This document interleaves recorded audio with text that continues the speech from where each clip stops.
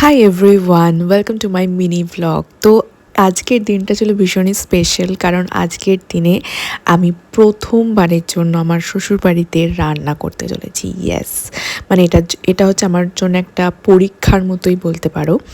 তো হ্যাঁ, আমার আজকে হচ্ছে শ্বশুরবাড়িতে কিচেনে প্রথম রান্না। টুইন থাকাকালীন আমি খুব একটা সময় পাইনি, তখন আমাদের ভীষণই একটা বিজি স্কেডিউল চলছিল আর অনেকের বাড়িতে নেমন্তন্নও ছিল, তো সেই জন্য আমি একদমই রান্না করার সুযোগ পাইনি বলতে পারো। তো এটা ছিল একটা সানডে, তো সানডের দিন আমি ভাবলাম যে একটু সবার জন্য চিকেন রান্না করি, যেটা আর কি সবচেয়ে ইজিয়েস্ট ওয়েতে করা যায় সেই চিকেনটাই রান্না করব। মানে কোনো রকম কোনো এক্সপেরিমেন্ট না, নর্মাল চিকেন কষা যেরকম হয় সেরকমই একটা চিকেন কষা রান্না করব।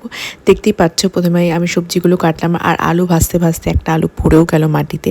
সে আলুটাকেই আবার একটু ধুয়েছি, হ্যাঁ হ্যাঁ মানে না ধুয়ে দিইনি, ধুয়ে সেটাকে ভাজছি এখন আলুগুলোকে। তো তারপরে মোটামুটি আলুগুলো ভাজা হয়ে গেছে, এবার ওই তেলের মধ্যেই আমি দিয়ে দেবো তেজপাতা আর গোটা গরম মশলা আর সব কিছু দিয়ে এবার আমি যে পেঁয়াজগুলো কেটে রেখেছিলাম সে পেঁয়াজগুলো দিয়ে দেব। তো আজকে আমি কিন্তু প্রথমবারের জন্য 2 কিলো চিকেন রান্না করতে চলেছি। আমি এত পরিমাণ চিকেন কখনোই রান্না করিনি, সবসময়তেই নিজের জন্য করেছি। তো তখন আমি সেই 500 গ্রাম মতো চিকেন রান্না করতাম, তো এটা প্রথমবারের জন্য এত বড় একটা অ্যামাউন্ট। তো আন্টি এখানে অলরেডি চিকেনগুলোকে ম্যারিনেট করে রেখেছিল দই দিয়ে। তো মোটামুটি পেঁয়াজ ভাজা হয়ে গেছে, এখন আমি চিকেনগুলো দিয়ে দিচ্ছি আর এরপরে তার সাথে সাথে সব মশলা দিয়ে দিচ্ছি, হলুদ, লঙ্কার গুঁড়ো সব কিছু দিয়ে দিয়েছি, আদা রসুন বাটা। এবার ভালো করে মাংসটাকে কষাতে হবে।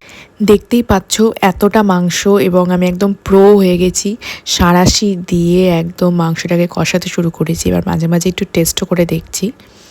প্রথমে তো মনে হচ্ছিলো মাংসটা কিরম একটা টেস্ট হচ্ছে, নুন হয়নি, কিছু হয়নি। তো যাই হোক, মাংস অলমোস্ট কমপ্লিটেড। এবার চলো সবাইকে দিয়ে আসা যাক। সুন্দর লাগছে দেখতে।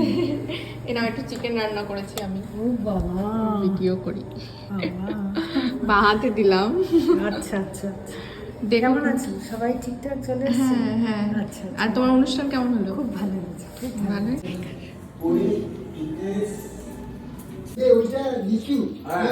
খোয়া করে রাখলাম, পাটা আমি দাঁড়িয়ে থাকলে আর ভেঙে বসতে পারি। বেশ বেশ, আর দিও না, হয়েছে।